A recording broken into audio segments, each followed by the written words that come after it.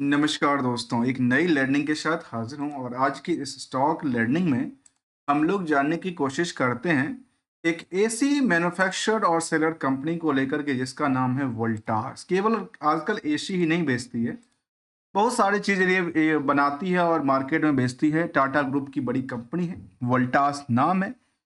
Air और water solution में अलग अलग इनके पास इक्विपमेंट्स है। चाहे आप जब एसी के अंदर देखा तो अलग अलग इनके पास टन की बात कहती हैं, ऐसे ये दूसरी पहलू में देखा तो एयर कूलर की भी बातें कहती है। फिर एयर प्योरीफायर है इनके पास, एसी स्टेबलाइजर और बाकी सब चीज़ों को भी लेकर कंपनी कामकाज करती है। केवल इतना ही नहीं, इनकी कुछ और पार्टों को देखा है तो होम अप्लायंस में भी काफ़ी सारी चीज़ बनाती है। आजकल रेफ्रिजरेटर का कामकाज है इनके पास, जहाँ पे रेफ्रिजरेटर के अलावा वॉशिंग मशीन्स हैं, डिश वॉशर्स हैं, माइक्रोवेव जैसी चीज़ें, प्रोडक्टिविटीज़ ये बनाती है। और इनसे बनाने वाली चीज़ों को लेकर कुछ चीज़ें तो काफ़ी बिकती है, कुछ चीज़ों में उतना ज़्यादा बिकती नहीं। चलिए कोई बात नहीं, जो बिकती है ना बिकती हो, लेकिन स्टॉक मार्केट की रैली के मुताबिक आप चर्चा करेंगे। तो ये कह सकते हैं कि पिछले 5 सालों में जो कंपनी की परफॉर्मेंस लेवल रहा, वो टॉप ऑफ द पीरियड पे फिलहाल चलती दिखी थी। रिसेंटली की बात करूँ और उसके बाद मार्केट ने सितंबर के बाद थोड़ा-सा डाउनग्रेड देखा है। आइए डिटेल में जानने की कोशिश करते हैं वोल्टास लिमिटेड को लेकर के, जो फिलहाल हमने देखा कि मार्केट में एक गिरती नैया की तरफ गिरती जा रही है। और ये गिरावट केवल आज की गिरावट नहीं है, इससे पहले भी गिरा था, इससे पहले भी गिरा था, इससे पहले भी गिरा था। तो कुछ कहते हैं कि आखिर गोल्डन रूल क्या है, जो कि हम इससे क्या हो सकते हैं, अपनी मार्केट में सस्टेन करने के लिए हमें क्या-क्या चीज को लेकर के चलना पड़ेगा। देखिए, कंपनी को बिजनेस मॉडल से जो मार्केट की ट्रेंडिंग कहता है उसके मुताबिक कितना ग्रोथ करती है कंपनी, और मार्केट का जो स्टॉक परफॉर्मेंस लेवल है वहां पे निवेशकों का क्या रुझान क्रिएट कर। यहाँ पे देखा गया कि बुक वैल्यू के मुताबिक आप देखेंगे तो 815% की मूव है स्टॉक में। और यदि आप इंडस्ट्रियल की पी के मुताबिक देखें तो बाकी कंपनियों के कंपैरिजन आज भी कह सकते हैं कि करीब करीब 10% सस्ता मिलता है। बाकी कंपनियों का कंपैरिजन 10% सस्ता ही है स्टॉक। लेकिन ट्रेंड क्या है? बिकवाली का। तो ट्रेंड सस्ता है तो अर्थात लगातार लोग बिकवाली कर रहे हैं। 16 रुपए से ज्यादा कंपनी कमाती है पर शेयर का, और मार्केट कैप करीब 51,000 करोड़ की बात कहती है। नंबर ऑफ शेयर 33% से ज्यादा, 33 करोड़ से ज्यादा की बातें शामिल करता है।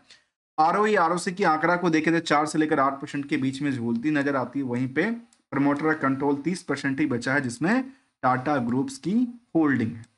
डिविडेंड पे आउट कंपनी रही है। डेट टू इक्विटी के बारे में देखा है तो 0.14 करंट रेशियो के नंबर भी है। और इन सब नंबरों को लेकर के हमने एक नंबर निकाला। यदि इनके अभी दिसंबर का रिजल्ट नहीं आया है उसके लिहाज से देखा, यदि दिसंबर का रिजल्ट आ जाएगा तो शायद ये काम हमारे साथ नहीं करेगा। क्यों नहीं करेगा? क्योंकि ये दोनों जो डेटाबेस है वो बैलेंस शीट पे आधारित है और ये हमारे प्रॉफिट पे आधारित है। तो हमने नेट इनकम मार्जिन सोचा समझा तो कंपनी ऑलमोस्ट, जो कंपनी एसी कूलर और एयर प्योरीफायर वाटर प्योरीफायर के अलावा जो रेफ्रिजरेटर तक बनाती है बेचती है मार्केट में, चाहे वो कमर्शियल्स रेटेड की बात भी कहती है, जहाँ पे डीप फ्रेशर्स की बात, कन्वर्टेबल्स की बात, हार्ड टॉप चेस्ट फ्रीजर की कामकाज, तो ये सब जो करती है उससे कितना कमाती है पता है? कंपनी करीब करीब 4% की सेविंग कर पाती है। अब इसमें अदर सोर्स ऑफ इनकम भी इंक्लूडेड है, अदर सोर्स ऑफ इनकम भी इंक्लूडेड है। तो जहां पे कंपनी कहती है कि engage in the business of the conditioning in the refrigerator और इलेक्ट्रॉनिक्स आइटम में मशीनरी में कंपनी का ईपीसी का कामकाज अच्छा खासा रहा है, उसी दौरान की बात करें तो कंपनी के इस 4% के मुताबिक अभी मार्केट को देखें, आउटस्टैंडिंग तो 13% कहता है, और उसके लिहाज से आउटस्टैंडिंग परसेंटेज 346% क्रिएट हो। अगली बात कहती है इसको लेकर के क्या आंकड़ा पता है? अगली, यदि आप इस ट्रेंडिंग को देखने की कोशिश करेंगे तो वो कहता है कि पिछले 5 सालों की कैसा रहा है मूड। पिछले 5 सालों के मूड में देखा जाए, इनको अभी रिसेंटली कुछ अपडेट को लेकर चलते हैं, जो कि अलग अलग कंपनी ने कहा है। जोन में राइज और गेन की बात कहती थी, उसमें लेटेस्ट देखा जाए पिछले 5 सालों की ग्राफ के मुताबिक, तो पिछले 5 सालों में इनकी जो रैली रही है वो लगातार गुड टू बेटर हो जाती है, जहाँ पे 30-31% तक की रिवेन्यू और 80 से लेकर 90% तक की अदर सोर्स ऑफ इनकम में वृद्धि दर्ज कर। अब देखिए यहाँ पे आकर के सितंबर में आके पिट गई है बिल्कुल ही, जबकि इससे पहले का जो पीरियड था उसमें अच्छी खासी मार्केट में सस्टेन कर रही थी।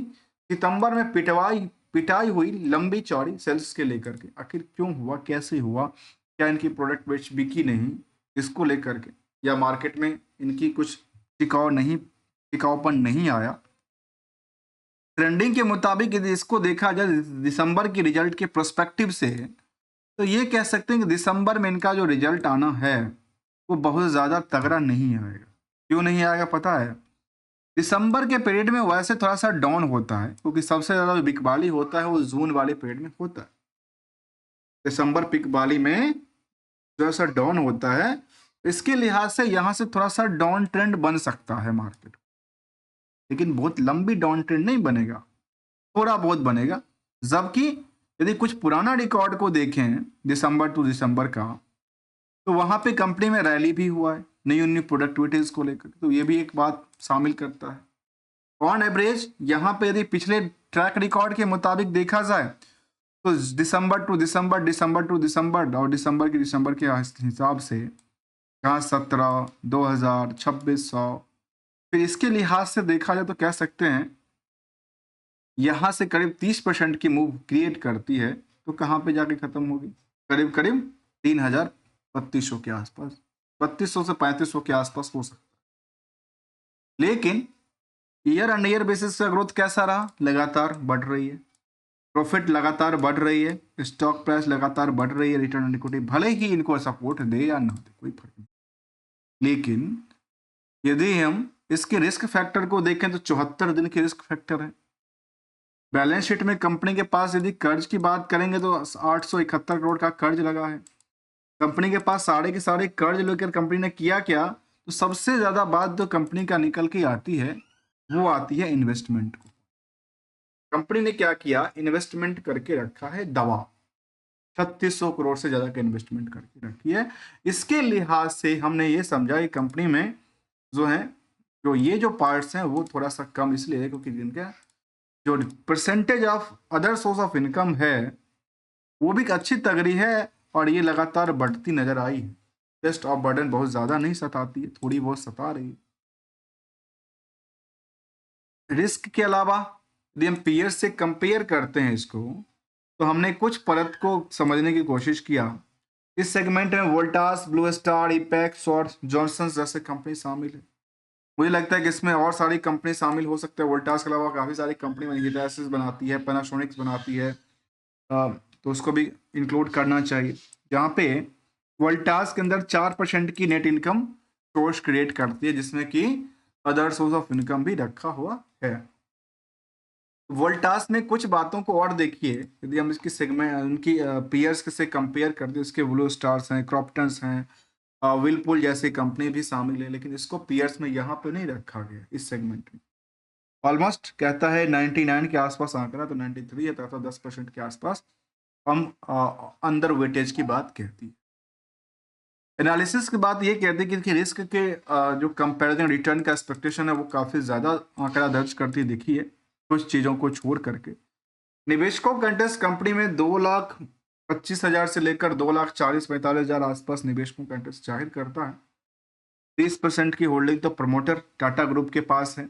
रेस्ट की बात किया जाए तो 21% एफआई के पास, 34% डीआई के पास की बात, जिसमें एलआईसी की भूमिका भी, एलआईसी कई बार बिकवाली भी किया तो 34% की रह जाती है। इसमें एसबीआई, म्यूचुअल फंड हो, एलआईसीज हो, ये सब कंपनियां शामिल है। आम पब्लिक के पास 13% की होल्डिंग बनती है।